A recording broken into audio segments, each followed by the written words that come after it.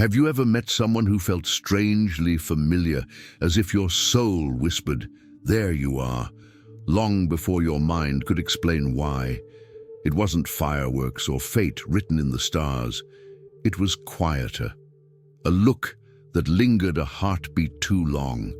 A conversation that seemed to finish sentences you never said aloud. A presence that didn't just enter your life, it entered your memory.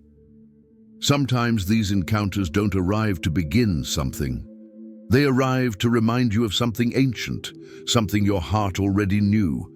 You might have brushed past them in a crowded room, shared a glance across years, or simply dreamed of them before you ever met. But in that moment, something inside you shifted, a veil lifted, and for reasons you couldn't name, you felt more awake than ever before.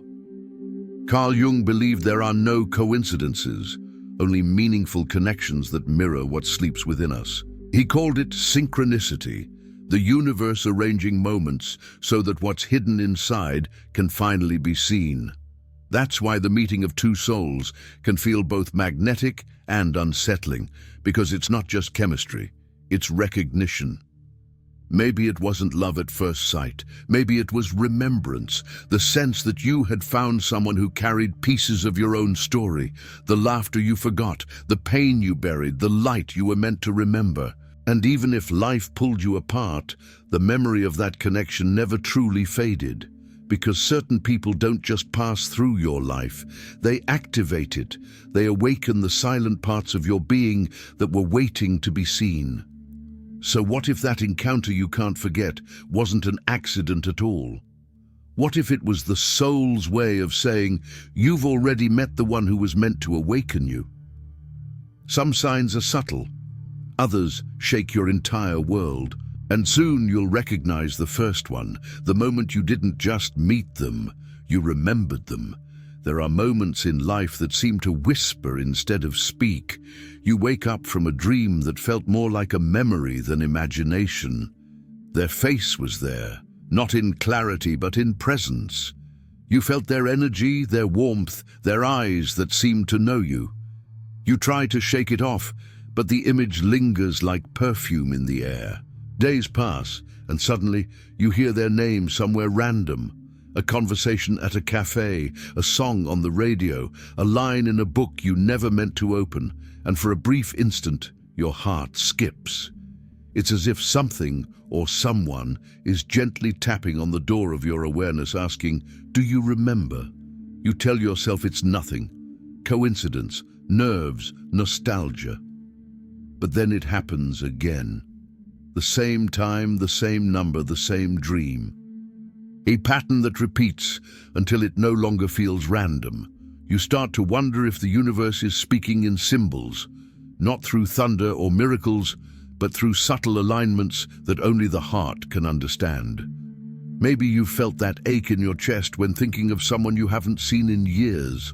Not pain, exactly, but a vibration, like your soul recognizing a frequency it once danced to.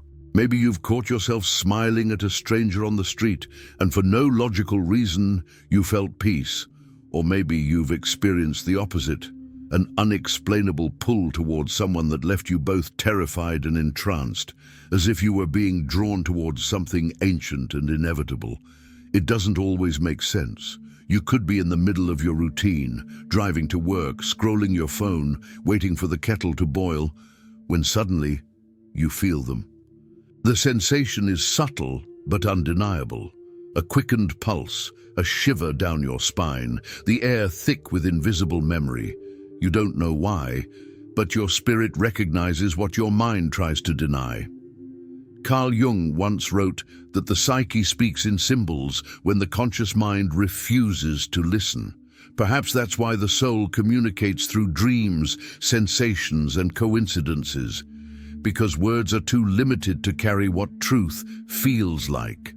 It's not logic that tells you, it's knowing. For some, this awareness comes with longing. For others, with confusion. You might wonder why you keep thinking of someone who isn't in your life anymore, or maybe never truly was. You might feel haunted by their absence, yet strangely grateful for the memory. You might sense that they left something unfinished between you, a sentence half-spoken, a promise left hanging in time. But here's the truth no one likes to admit. The soul doesn't operate by human timelines. It remembers beyond this life, beyond this moment. That's why when you meet someone whose presence stirs something indescribable in you, it's not just attraction or nostalgia, it's recognition. The recognition of a thread that stretches far beyond what your eyes can see. And sometimes that recognition doesn't bring comfort, it brings restlessness. Because now that you've felt it, how do you return to ordinary life? How do you explain a feeling that refuses to fade, even when everything logical says it should? You may try to distract yourself, bury the thought, fill your days, silence the memory, but it returns in fragments. A voice in your dream, a scent that reminds you of nowhere you've been, a sudden rush of warmth that has no source. The body remembers what the soul refuses to forget. And perhaps that's why you're here, listening to these words. Because somewhere deep inside, you know that what you felt isn't madness. It's meaning. The dreams, the signs, the unshakable pull, they are not coincidences, they are invitations. Gentle reminders that the story of your soul didn't begin in this lifetime, and it doesn't end when people walk away. So when the world goes silent, when your heart stirs for no reason, and when your spirit aches with familiarity, ask yourself, what if those signs aren't trying to bring you back to someone, but to awaken you to what that connection was always meant to reveal? There is a strange electricity that hums beneath certain encounters, something the rational mind cannot file neatly away. You meet someone, perhaps by chance, in the most ordinary of places.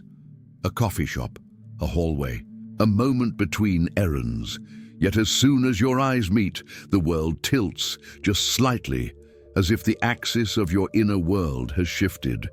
It's not infatuation, it's recognition. Carl Jung called this phenomenon anamnesis, the soul's remembering. It's not memory in the way we think of it, tied to years and experiences. It's older, deeper. It's the memory of the soul recognizing something it once knew, a vibration that was familiar before language was ever born. When you meet someone who carries this frequency, you feel it before you can name it. There's a subtle, almost sacred stillness that fills the space between you. You might tell yourself, I've seen that face before, even though you haven't. Or you might hear their voice and feel an inexplicable calm, like the echo of a forgotten lullaby. You're not crazy. Your spirit has simply recognized one of its mirrors. Throughout history, mystics, philosophers, and poets have tried to name this sensation. The ancient Greeks called it anamnesis, the remembering of a truth the soul already knew before birth. In the Vedic traditions, it's said that souls travel in constellations, groups that reincarnate together across lifetimes, teaching one another through love, loss, and reunion. Jung himself believed that these encounters are not coincidences at all, but synchronicities, meaningful alignments orchestrated by the unconscious to awaken us. And so, when that familiar ache rises in your chest as you meet someone new, understand, it is not delusion. It is the soul's memory breaking through the veil. There's a reason these meetings feel fated. It's because they are, not in a romanticized fairy tale sense, but as part of your inner evolution. Jung wrote that the meeting of two personalities is like the contact of two chemical substances. If there is any reaction, both are transformed. This is not poetry. It is psychological truth. The moment you meet someone who mirrors your inner world, something begins to move inside you, something that refuses to go back to sleep. You might start to see the world differently. The colors seem sharper, the sounds more alive. You feel both grounded and unmoored at once. That is the first sign that you have met a soul who carries your reflection, the awakening of memory. This awakening doesn't come without confusion. You might find yourself both drawn and resistant. Your mind demands explanation while your heart whispers, just trust it. You sense that you have shared something before, a life, a story, a sacred promise. And while logic insists this cannot be true, the feeling does not fade. Because logic belongs to the surface world, but recognition belongs to eternity. It is said that the soul encodes lessons into certain relationships. When you meet someone whose presence feels like déjà vu, that connection may be carrying one of those lessons. They may come to remind you of your strength, your worth, your capacity for love, or to reveal the wounds you've kept buried. Some souls arrive not to comfort, but to catalyze. They pull you toward what you've avoided, so that you may finally become whole. And that is the hidden meaning of this first sign. The people who feel most familiar to us are often the ones who hold the key to our transformation. They appear not to complete you, but to awaken you. They don't come to fit into your story. They come to shatter it so that a truer version can emerge. Imagine for a moment that every encounter is part of a divine choreography, a cosmic pattern written not in stars, but in symbols of the soul. You don't stumble upon these connections by accident. The universe brings them forth when your inner world is ready to evolve. That's why some meetings happen when you least expect it, in moments of exhaustion or surrender. Because only then are you open enough to recognize what's been waiting for you all along. But there is also a sacred danger here. When you meet someone who awakens you, you may begin to project all your unlived dreams onto them. You might confuse recognition with destiny, longing with love. Jung warned of this, that the soul's memory can easily become a mirror for desire. We must learn to see the person before us, not as the missing half of our story, but as the reflection of what our soul is asking us to remember. So when you meet someone who feels instantly known, pause. Don't rush to define it. Sit with the mystery. Ask yourself, what part of me is being called to awaken right now? Because the first true sign of a soulmate is not possession, it is remembrance, not finding them but remembering yourself through them. And perhaps that is the secret hidden in plain sight. You don't meet your soulmate once. You meet them again and again, in dreams, in lessons, in faces that mirror the same divine truth, until you finally remember who you are beyond the search. This is not just love, it is initiation. A quiet doorway between what was and what must become. If you've ever met someone who stirred your soul so deeply that you couldn't explain it, if you've ever felt the strange calm of I already know you, then you have already experienced the first sign, the remembering, and when that memory returns, it changes everything. If this truth resonates with you, if something inside you feels seen, as if the words themselves recognized you, honor that. Gently tap the like button and join this circle of awareness. This isn't just a channel, it's a community of souls remembering together, each one awakening piece by piece to what was never truly forgotten. Because once the remembering begins, nothing inside you will ever see love the same way again. It happened years ago, in the most unremarkable moment of my life. I wasn't seeking anything divine or extraordinary, just sitting in a dim cafe, rain tracing delicate rivers down the glass. The kind of day where time feels heavy, where everything inside you is quiet, but not peaceful. I remember stirring my coffee absent-mindedly, lost in a fog of routine and self-doubt. And then, without any warning, someone sat down across from me. A stranger asking if the seat was taken. I looked up and for a second, everything went silent. Not just quiet, silent. The clinking cups, the music, the distant city noise, it all dissolved. Their eyes met mine, and something in me recognized them. I can't explain how or why. It wasn't attraction nor curiosity. It was like remembering a dream I'd forgotten the moment I woke up. They smiled, a small, knowing smile that somehow felt familiar. And in that instant, My heart did something it hadn't done in years. It exhaled. We talked about ordinary things, work, books, the weather. But underneath those words, there was another conversation happening, one the mind couldn't hear. My body knew it. My spirit knew it. Each glance felt like déjà vu, like we were catching up after lifetimes apart. Later, when we parted, I told myself not to overthink it. But that night, I dreamed of a place I'd never seen before, a field of tall grass under violet skies, the same person standing there waiting. I woke with tears on my face, though I didn't feel sad. I felt known. Days turned into weeks. Life went on. Yet everywhere I turned, I saw reminders. A song lyric repeating the same words they'd said, a perfume in a crowd that smelled like that day in the cafe, their name appearing in random messages or signs. It was as if reality had bent slightly around that meeting, and then they were gone. No argument, no ending, just distance, like the universe had gently folded us back into separate paths. But something remained. Their absence echoed louder than their presence ever did. For months, I felt haunted by that connection, not in pain, but in awakening, because through that person, I began to see myself differently.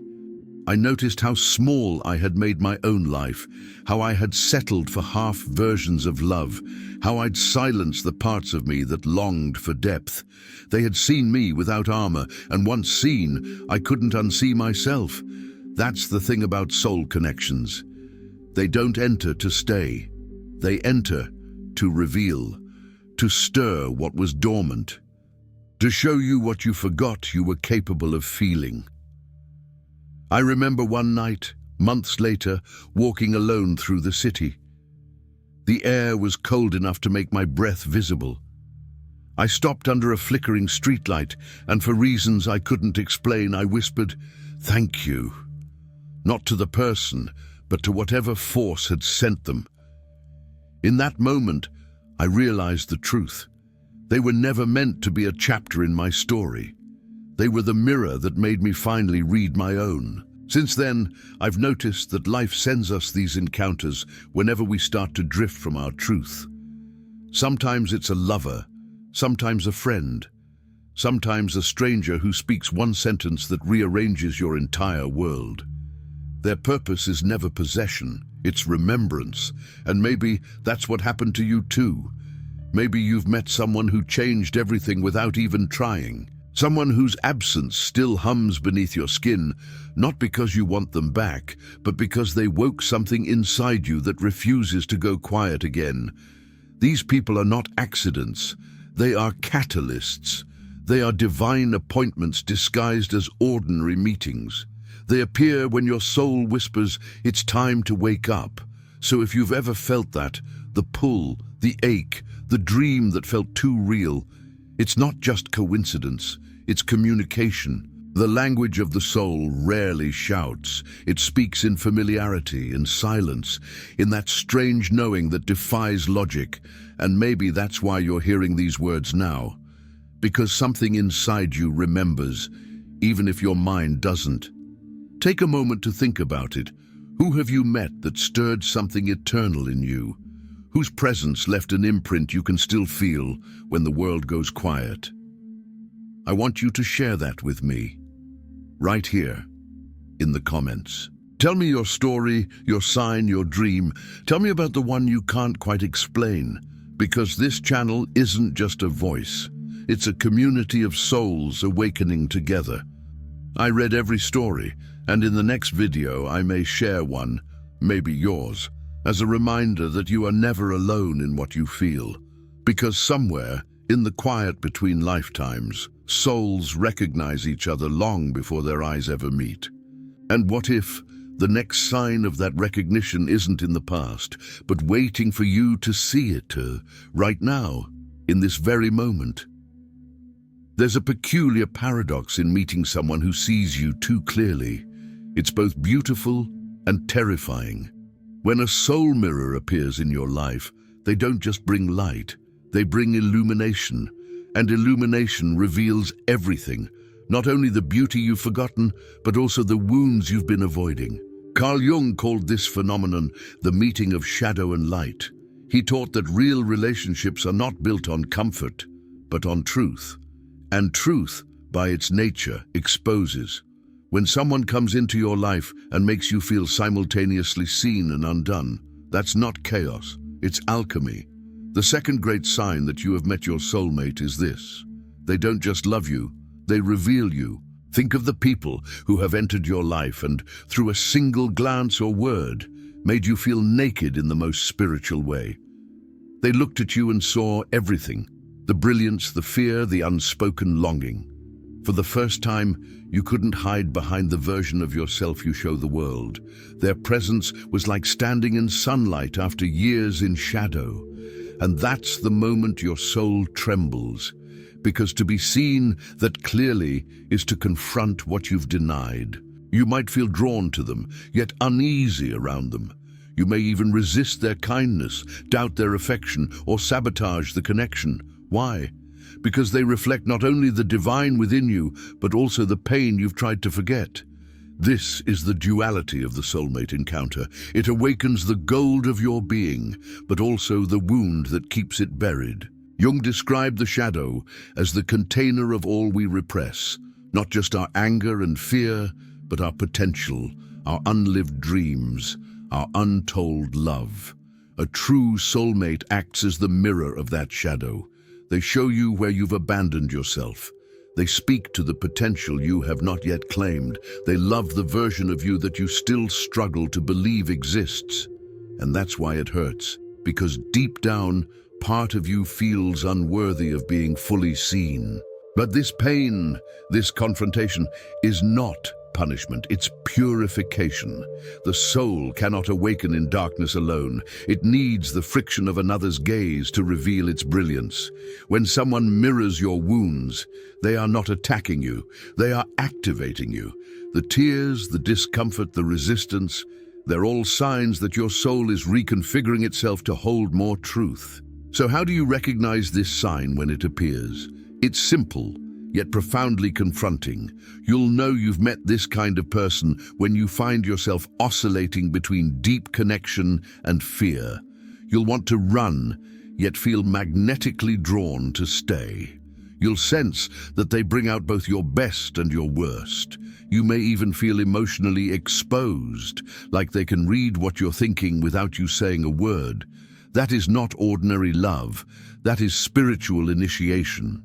To navigate this kind of connection, you need a practice, something to ground you when the emotions feel too large to carry. Here's a simple but powerful technique used in Jungian analysis and ancient contemplative traditions alike. The mirror technique of the soul. Find a quiet place.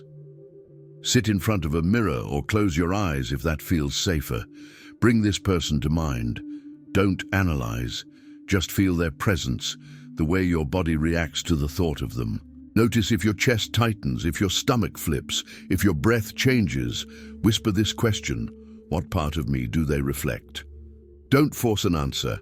Let images, emotions, or memories rise naturally. Sometimes you'll see your younger self. Sometimes you'll feel an old fear. Sometimes you'll see beauty you've long forgotten. Now, shift the focus.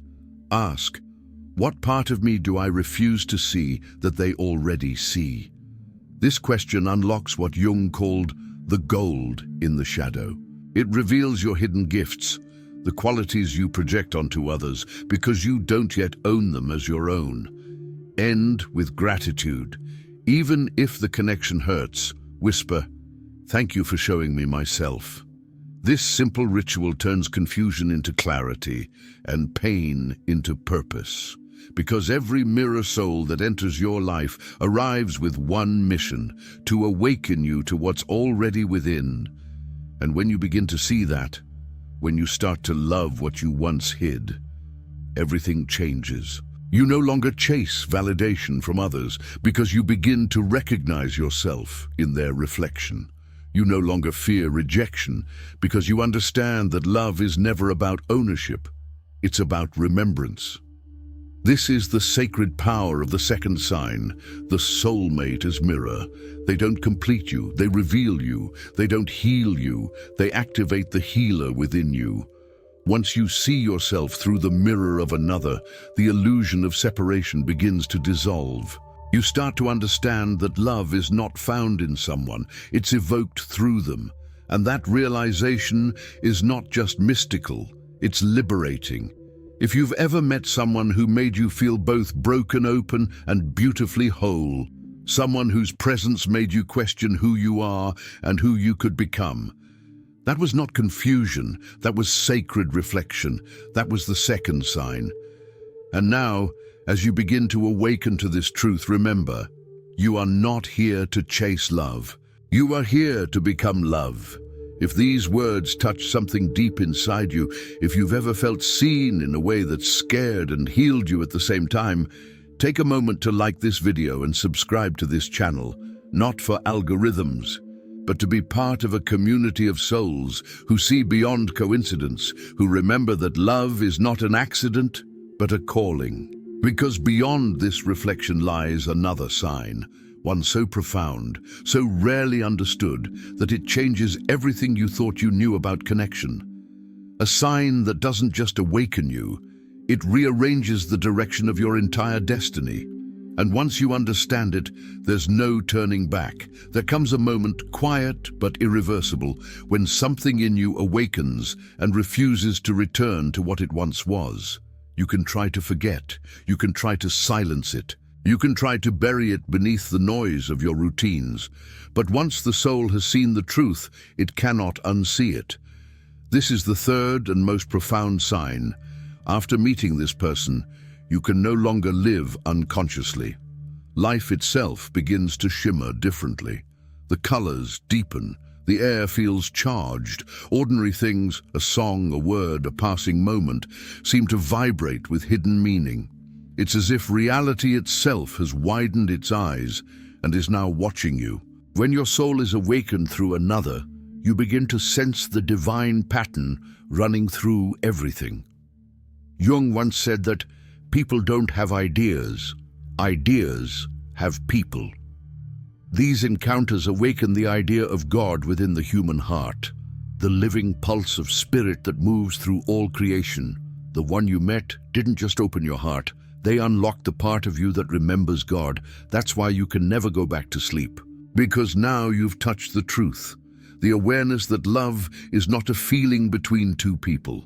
It's the living current that animates existence itself. It is what the ancient mystics called the Logos, what the Sufis called the beloved, what Christ called the kingdom within. It begins subtly.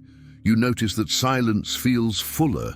You catch yourself pausing before you speak, sensing the energy beneath your words. You start to perceive how thought, emotion, and matter are all part of one infinite web of communication.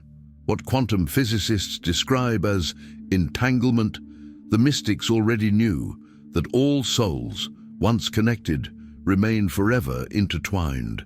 You think of them and a message arrives, you dream of them, and the next day something shifts in your life as if an unseen force has responded. Coincidence? No. It's resonance. It's the language of the divine field that holds every soul, every heartbeat, every memory.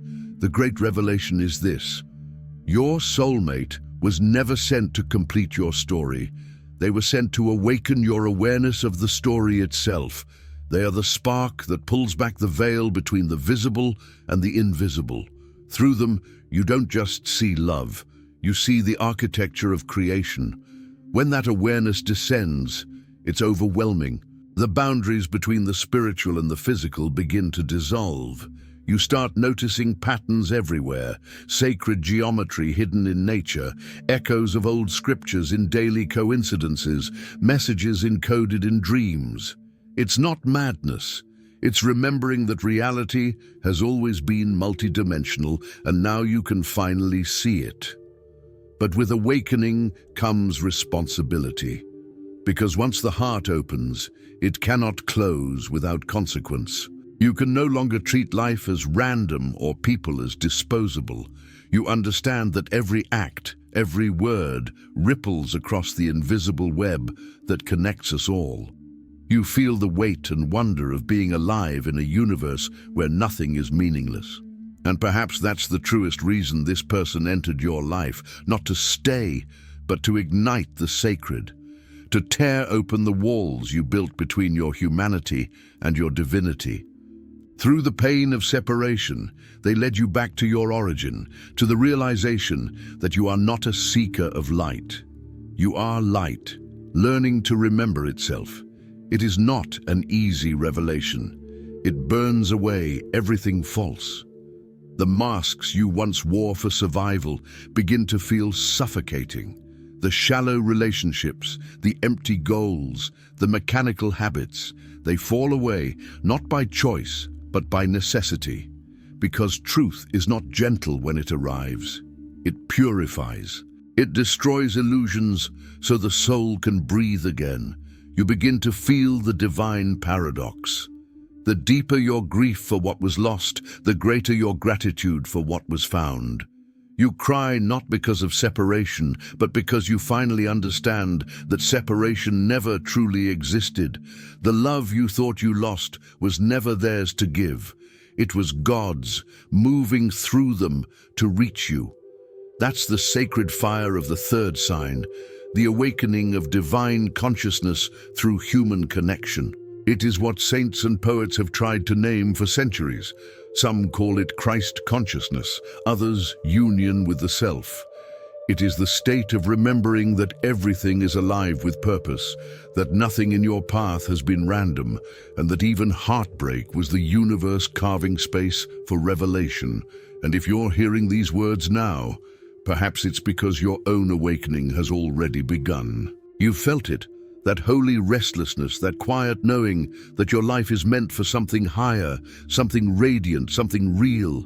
This message, this channel, this work, it's all created from that same calling. There's no profit here, no corporate machinery, just a community of souls, you, me, and countless others, remembering together that we are more than bodies, more than stories, more than time.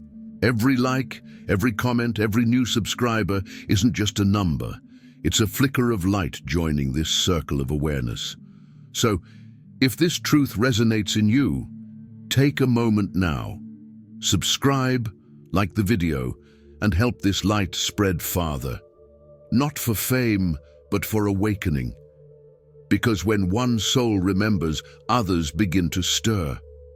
And perhaps that's the hidden miracle. This entire time you thought you were seeking your soulmate, but it was the divine seeking you. Once you realize that, everything changes. You stop chasing and you start listening. You stop asking, why me, and begin whispering, thank you. And in that gratitude, something extraordinary happens. The veil begins to thin even more, because beyond awakening lies something even greater, a final sign, one that does not just change how you see love, but reveals why your soul came to this earth at all.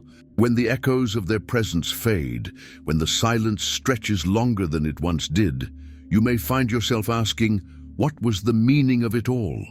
Why would a connection so powerful, so luminous, arrive only to dissolve into absence? The truth is both simpler and far more sacred than we imagine. They didn't come into your life to stay. They came to ignite. They weren't sent to complete your story. They were sent to start your transformation. Every soul you've encountered, every sign you've noticed, every strange coincidence that made your heart pause. It wasn't random. It was part of the great choreography of awakening. The universe speaks in encounters. It calls your soul forward through the reflection of another, and when that reflection disappears, what remains is what was always meant to stay, the awakened you. Because here is the secret few ever grasp. The true soulmate doesn't just change your life, they change your frequency. You start to notice it in the smallest things, the way your intuition sharpens, the way you feel truth before it's spoken, the way you sense the sacredness hidden beneath every moment. You've stepped into a new dimension of perception, one where the veil between human and divine has thinned. The greatest gift of meeting your soulmate is not the love story, it's the awakening that follows. The recognition that love was never something to find outside yourself. It was the spark of creation itself, living within you all along. And perhaps that's why some people come and go like comets. Brief, blinding, unforgettable. They are messengers, not destinations. They break your heart open so that light can finally enter. They remind you that you are not a wanderer searching for meaning. You are meaning unfolding in human form. Look around you now. Life hasn't ended, it's only deepened. The colors are richer, the silence more profound, the air more alive. You are seeing the world through awakened eyes, eyes that recognize divinity in the mundane, purpose in the pain, and eternity in every fleeting moment. You are no longer who you were when this story began. The longing, the dreams, the tears, the signs, they were all the voice of the divine, guiding you back to yourself. So if you felt something stir inside while listening to these words, a strange comfort, a memory, a spark of peace, honor it. That is your soul confirming. You have remembered. And this, my friend, is the true revelation. Your soulmate was never separate from you. They were the mirror that helped you see the divine reflection you already carried. What you were searching for in another was a whisper from the sacred inside your own heart. Now it's your turn to continue the awakening. Be the mirror for someone else. Be the light that reminds another soul of their worth. The world needs awakened hearts, not perfect ones, but real ones. Yours is already glowing with the memory of something eternal. Take this as your mission. Live as if every breath is a prayer, every encounter a message, every act of kindness a ripple in the unseen. Let your life itself become the sign someone else has been waiting for. And if this journey has touched you, if you felt a truth move through these words that you can't quite explain, I invite you to help this circle of awakening grow. Like this video so that it reaches other souls who are searching for what you found. Subscribe to join our community, a space built not for profit, but for connection, reflection, and remembrance. Every person who joins adds another light to this growing constellation of awakened hearts. And in the comments, write your name and city. Tell me where in the world you're listening from, so I can send you a personal blessing in the next video. Because no matter where you are, a quiet room in Lisbon, a busy street in Sao Paulo, or under the wide sky of California, you are part of this same sacred thread that runs through us all. We are not strangers.